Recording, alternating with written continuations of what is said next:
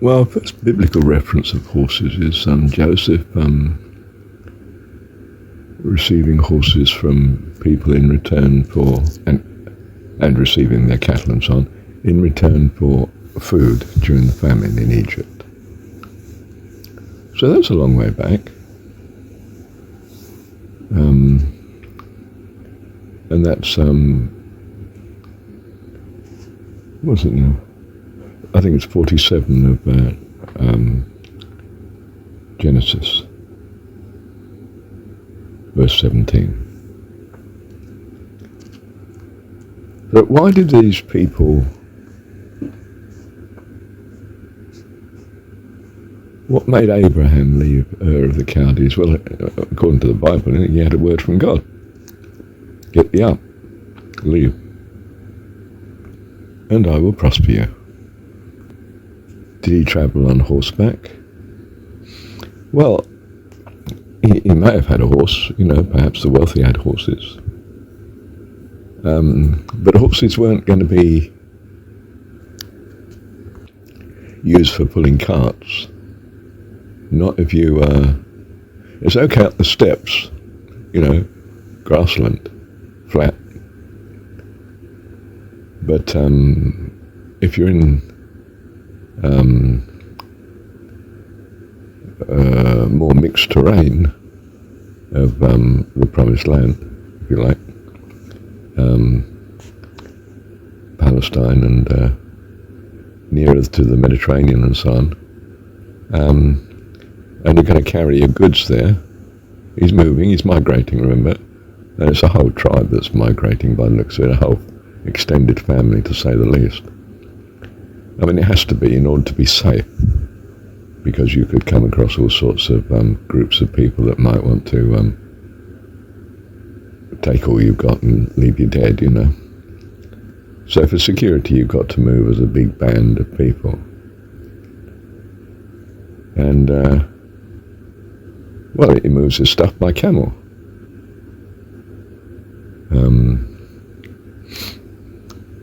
And perhaps that's because between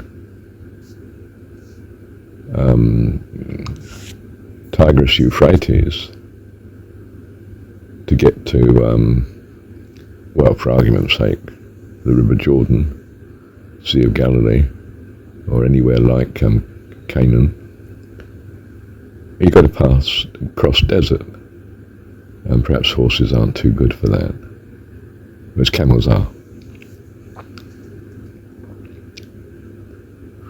What makes the Asian grass steppe people migrate, and migrate west, well, and east, but west to into Europe? Almost certainly climate change. Something happens where they need more grass than they're getting on the central steppes, wherever they were. And that might be from much further over than even the Caspian Sea, and south, of course. It may have been what the Persians were. The Persians were a block, really, to the central steppe people. And if Persia fell to them, then of course the central steppe people could move even further across. Why wouldn't they just settle for Euphrates and Tigris? Because they've got a long trek to get as far as the next land of water, fresh water. I don't know, perhaps that waits for the next climate change, or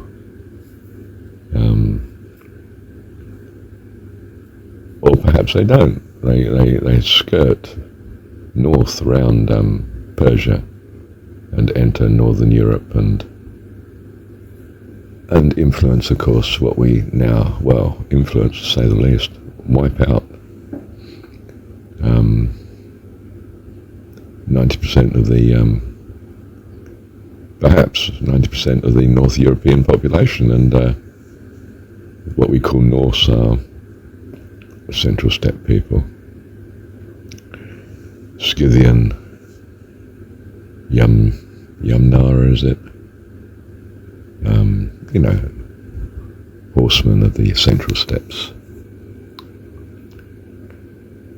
And that's where you get the character of the Viking from. Okay, he shifted from another form of transport, ships. Gives him access to North Sea, and gives him access to the main rivers that get you all the way down to the Mediterranean from the north. Yeah.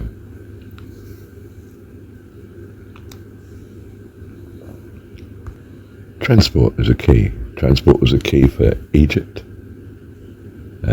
Broadly speaking, the river flowed north, so you could simply drift downstream. And broadly speaking, the wind blew from the north, so you could put up the sail and sail upstream. So you've got a highway to link your cities, and I pointed that out before, haven't I? It makes an ideal economic basis for a state to develop a country, unified cities that trade with each other and, all right, conquer each other, but, yeah. Otherwise, you could say, why did Central Steppe people migrate when they did in such numbers and decimate, well, more than decimate, far more. Decimate meant the 10th, didn't it? I mean, just wipe out so much of the European population. Why then? Why not earlier? They had horses earlier. Perhaps they had a need. Or perhaps they were being pushed by someone else that had a need from further east. I don't know, Yamna people or whatever it was, other groups. They're all more or less the same. They're nomadic herdsmen, herds of cattle and herds of sheep with horses. And if they're on the move, what can you do about them? You haven't got that sort of defense against them. Yeah. But getting back to Abraham, God told him to leave. Possibly he was being persecuted for some reason or other. After all, if things would be hunky-dory, there's no need to take all this risk of up and going and a life on the road. So we don't know what's really driving Abraham. But God gives him the answer. Leave and go west. And he does, according to the story. But it's probably just story.